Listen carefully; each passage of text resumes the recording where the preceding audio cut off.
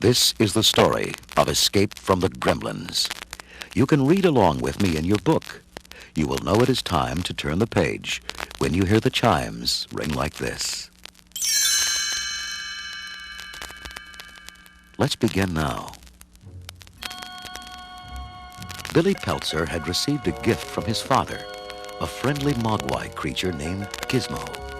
A mogwai is cute, furry, and little, but the responsibility of owning one is big.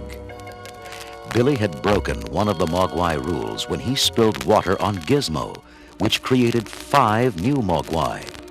These new creatures, led by Stripe, were sneaky and mischievous. They tricked Billy into breaking another rule, feeding them after midnight. The 5 mogwai had covered themselves in large, sticky cocoons, and when they broke out a day later, they had changed. The new creatures were no longer warm and cuddly.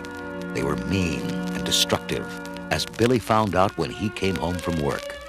The Christmas tree was smashed, the kitchen a mess, and his room a disaster. Worst of all, they had beaten up Gizmo.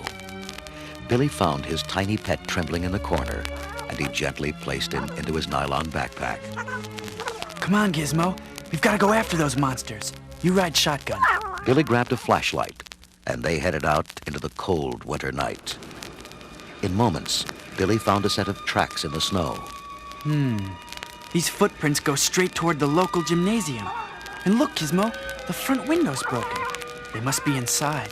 Billy cautiously entered the silent building. Boy, I can't see a thing in here, Giz. Let's find the light switch. His footsteps echoed ominously as he stalked across the empty gymnasium.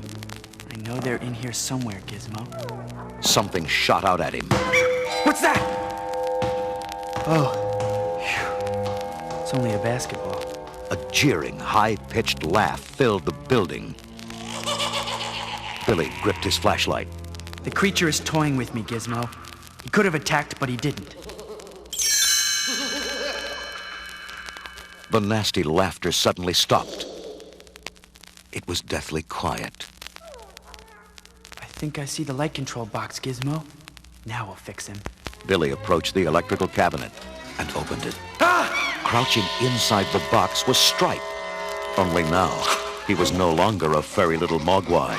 He was bigger and vicious-looking. He still had his white stripe, but his fur had been replaced with hard, scaly armor. Instead of paws, he displayed sharp 3-fingered claws and a huge mouth filled with pointed, gleaming teeth wrapped around his face in a wicked grin. Stripe had become a gremlin. Stripe leaped straight at Billy, knocking him down and tumbling Gizmo out of the backpack.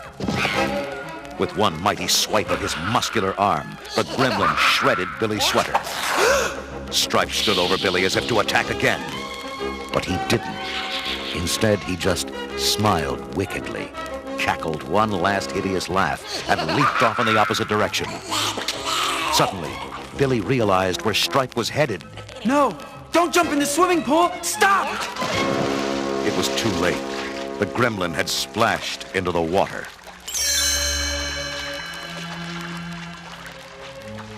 Billy sprang to his feet. This is awful, Gizmo. The water will react with Stripe's skin, and he'll multiply. Soon there'll be thousands of gremlins. Already the water was bubbling with the creation of new creatures. Soon the pool churned and boiled as countless gremlins multiplied faster and faster. Billy picked up Gizmo and raced to the door. We've got to get help, Giz. We won't be able to stop them alone. As Billy stumbled outside, he heard Stripe's familiar gremlin laugh. Only now, it was multiplied by the hundreds. Billy ran all the way to the police station. Quick, the town's in danger. The gym is full of these gremlins. Oh, yeah? Like this one here? A policeman grinned at harmless little Gizmo. He sure looks mighty ferocious to me. No, this is a mogwai. He's friendly. Gremlins are nasty. Billy, go home. We've got no time for pranks. The officer waved Billy aside as he answered his phone. He listened briefly and then turned to his partner. Freak accident. Seems an animal yanked down all of Mrs. Nager's outdoor Christmas lights. Billy interrupted. That was no accident. It was the Gremlins. Billy was right. The town was being overrun by gremlins. The police switchboard lit up as more and more people called in. This is Mrs. Deagle. I demand you do something about these creatures outside my house. They're scaring my cats and making me upset! The phone rang again. Something's inside the mailbox on the corner. It's throwing out all the letters. Hurry, please! There's a thing swinging on my television antenna, and it's messing up my favorite show. You guys better get down here to Main Street. Somebody's playing with the traffic light, and it's green in all directions. There have been 2 accidents already. The gremlins were running wild all over Kingston Falls. They broke windows, knocked over garbage cans, and destroyed parked cars. They even chased passers-by, stealing articles of clothing and then strutting around proudly with their new coats, hats, and scarves.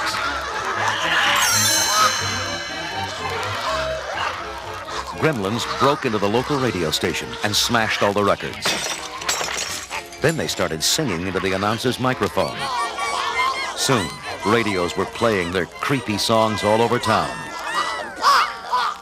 Not far away, Mr. Futterman was relaxing at home when he heard his snowplow start up outside. What's going on? Martha, look! My plow is driving by itself. Wait, it's coming this way. Run! The plow crashed right through the Futterman's living room. Thanks to you-know-who. But gremlins didn't like people. They didn't like the town. In fact, the only thing they did like was making trouble.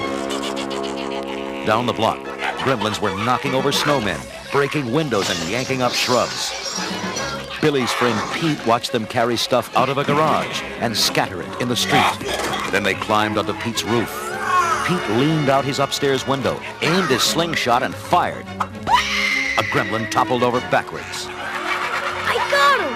Pete aimed again. I'll teach you to pull down our decorations. Pow! Got another one. This one zinged off the roof, fell into a trash can, and rolled down the street. Pete loaded again. Wow, this is more fun than an arcade.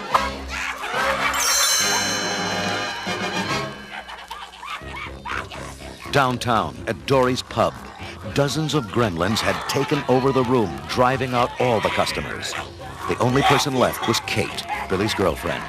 The gremlins had trapped her inside so she could serve them. They screeched at her for food and drink and threw things at her when she didn't move fast enough. Kate ducked a handful of peanuts. Hold on, I'm working as fast as I can. Ow! What do you want? Stop it! I can't do everything at once. The pub was swarming with noisy, bad-tempered gremlins. Some pulled down pictures and knocked over glasses. Others played cards and pinball. 2 arm wrestled in a corner, while several more tried to play pool.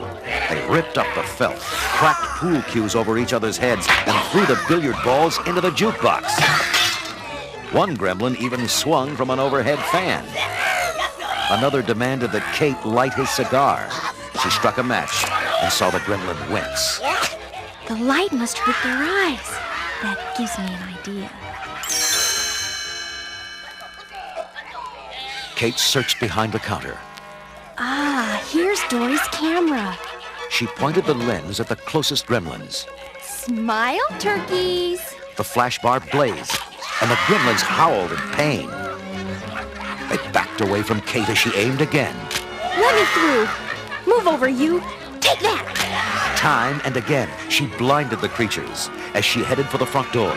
There was only one gremlin left in her way. Back off, Buster. She clicked the camera. Nothing happened. Oh, no. I've used up all the flashes. The angry gremlins quickly surrounded Kate.